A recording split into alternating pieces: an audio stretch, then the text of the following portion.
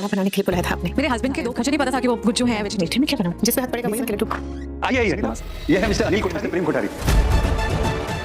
अगर मुझे गेस्ट आ गए, खाना थोड़ा जल्दी हो जाएगा ना? हाँ अभी फटाफट बना के स्वाद से फिर पहचाना चाहिए कि मैंने बनाया। आने वाला एपिसोड होने वाला है और भी ज्यादा इंटरेस्टिंग, जहां अनुपमा अब घर घर जाकर खाना बनाने लगी है और तब ये कहती है कि आपने मुझे खाना बनाने के लिए बुलाया था। तो वो लेडीज कहती है हाँ मेरे यहाँ 2 गेस्ट आने वाले हैं, तो मुझे नहीं पता वो वेजिटेरियन हैं या नहीं, इसलिए समझ नहीं आ रहा कि क्या बनाऊं, इसलिए तुम कुछ ऐसा बनाओ कि उनको पसंद आए। जिस पे अनुपमा कहती है जिस पर मेरा पहला हाथ जाएगा मैं वही बनाऊंगी, और वो बेसन का लड्डू बनाती है। और तभी वो कहते हैं अनिल कोठारी, प्रेम कोठारी आइए। तो अनुपमा नाम सुनकर शौक हो जाती है और कहती है कि कहीं प्रेम मेरे हाथ का लड्डू, बेसन का लड्डू खाकर पहचान न ले।